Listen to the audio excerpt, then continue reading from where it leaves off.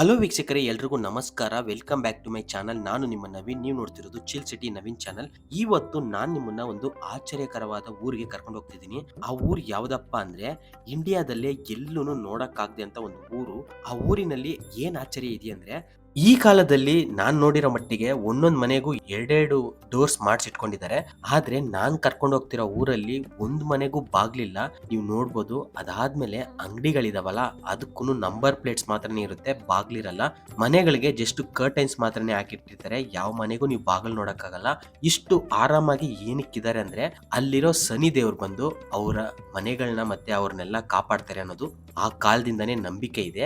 ಮತ್ತೆ ಏನಾದ್ರೂ ವಸ್ತುಗಳು ಕಳ್ತನ ಹೋದ್ರೆ ಅವ್ರ ಊರಿಂದ ಆಚೆ ಹೋಗ್ಬೇಕಾದ್ರೇನೆ ಅವ್ರಿಗೇನಾದ್ರೂ ಪ್ರಾಬ್ಲಮ್ ಆಗುತ್ತೆ, ಇಲ್ಲಾಂದ್ರೆ ಸಿಕ್ಕಾಕೋತಾರೆ ಅಂತ ತುಂಬಾ ಘಟನೆಗಳೆಲ್ಲ ನಡೆದಿದಾವಂತೆ.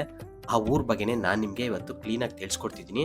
ಆ ಊರ್ ಯಾವ್ದಪ್ಪ ಅಂದ್ರೆ ಶನಿ ಸಿಂಗ್ನಾಪುರ. ಸಿಂಗಾಪುರ್ ಅಲ್ಲ, ಶನಿ ಸಿಂಗ್ನಾಪುರ. ಇದು ಶಿರ್ಡಿಯಿಂದ 75 ಕಿಲೋಮೀಟರ್ ದೂರದಲ್ಲಿದೆ.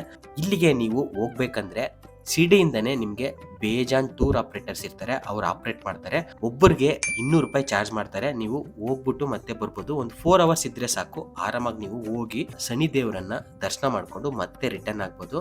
ಹೋಗೋ ದಾರಿಯಲ್ಲಿ ನಿಮ್ಗೆ ಹಲವಾರು ಕಡೆ ಈ ತರ ಕಬ್ನಾಲ್ ಅಂಗಡಿಗಳನ್ನ ನೋಡ್ಬೋದು. ಇಲ್ಲಿ ಬೇಜಾನ್ ಕಬ್ಬು ಬೆಳಿತಾರೆ. ಅದರಿಂದ ಟ್ರೆಡಿಷನಲ್ ಮೆಥಡ್ ಅಲ್ಲಿ ನಿಮ್ಗೆ ಕಬ್ಬಿನಿಂದ ಕಬ್ನಾಲ್ ಮಾಡ್ಕೊಡ್ತಾರೆ.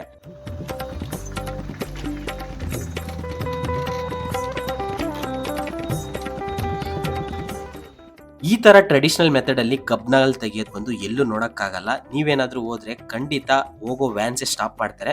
ಒನ್ಸ್ ಟ್ರೈ ಮಾಡಿ, ಅಲ್ಲೇ ನಿಮ್ಗೆ ಬೆಲ್ಲನೂ ಸಿಗುತ್ತೆ. ಅದನ್ನ ಮನೆಗೂ ನೀವು ತಗೊಂಡು ಹೋಗ್ಬೋದು. ಯಾರಾದ್ರೂ ಆಲ್ರೆಡಿ ಹೋಗಿ ಟ್ರೈ ಮಾಡಿದ್ರೆ ಖಂಡಿತ ಕಮೆಂಟ್ಸ್ ಅಲ್ಲಿ ಹೇಳಿ ಯಾವ ತರ ಇತ್ತು ಅಂತ. ಇವಾಗ ನಾವು ಶನಿ ಸಿಂಗ್ನಾಪುರ ರೀಚ್ ಆಗಿದ್ದೀವಿ. ಶನಿ ಸಿಂಗ್ನಾಪುರದಲ್ಲಿ ದೇವಸ್ಥಾನಕ್ಕೆ ಬೇಕಾದಂತ ಎಲ್ಲಾ ಪೂಜಾ ಐಟಮ್ಸ್ ನಿಮ್ಗೆ ಸಿಗುತ್ತೆ. ಅಂಗಡಿಗಳ ಮೇಲೆ ನಂಬರು ಸಹ ಇದೆ, ನೋಡಿ.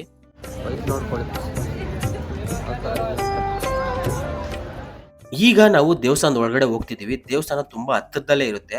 ಒನ್ಸ್ ನೀವು ಒಳಗಡೆ ಹೋದ ತಕ್ಷಣನೇ ಅಲ್ಲಿ ಎಣ್ಣೆ ಇಟ್ಟಕ್ಕಂತಾನೆ ಒಂದ್ ಜಾಗ ಇರುತ್ತೆ. ಅಲ್ಲಿ ಸೈಡ್ ಅಲ್ಲಿ ನೀವು ಎಣ್ಣೆ ಇಟ್ಟಿದ್ರೆ ದೇವ್ರ ಮೇಲೆನೆ ಎಣ್ಣೆ ಹೋಗೋ ತರ ಮಾಡಿದ್ದಾರೆ. ನೀವು 500 ರೂಪಾಯಿ ಏನಾದ್ರು ಟಿಕೆಟ್ ತಗೊಂಡು ಒಳಗಡೆ ಹೋದ್ರೆ ನೀವು ಡೈರೆಕ್ಟ್ ಆಗಿ ದೇವ್ರ ಪಕ್ಕದಲ್ಲೇ ಹೋಗಿ ದೇವ್ರ ಮೇಲೆ ಎಣ್ಣೆ ಇಟ್ಬಿಟ್ಟು ಅಲ್ಲೇ ದರ್ಶನ ಮಾಡ್ಕೊಂಡು ಬರ್ಬೋದು. ಇಲ್ಲ ಅಂದ್ರೆ ಇಷ್ಟು ದೂರದಿಂದ ನೀವು ದರ್ಶನ ಮಾಡ್ಬೇಕಾಗತ್ತೆ ದೇವ್ರನ್ನ.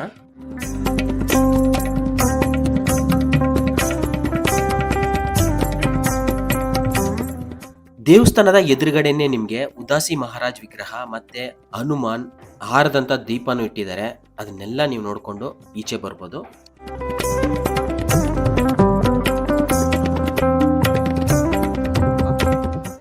ಈಗ ಈ ದೇವಸ್ಥಾನ ಫಸ್ಟ್ ಇರೋ ತರ ಇಲ್ಲ, ತುಂಬಾ ಅಂದ್ರೆ ತುಂಬಾನೇ ಡೆವಲಪ್ ಮಾಡಿದ್ದಾರೆ. ತುಂಬಾ ಕಡೆ ಕನ್ಸ್ಟ್ರಕ್ಷನ್ ಮಾಡ್ತಿದ್ದಾರೆ.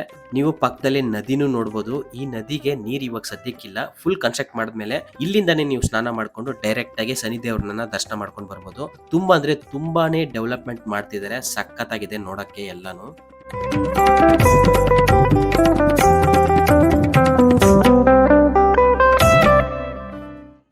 ಈಗ ನಿಮ್ಮೆಲ್ರಿಗೂ ಒಂದು ಡೌಟ್ ಇರುತ್ತೆ, ಈ ದೇವಸ್ಥಾನಕ್ಕೆ ಏನಕ್ಕೆ ಗರ್ಭಗುಡಿನೇ ಕಟ್ಟಲಿಲ್ಲ ಅಂತ.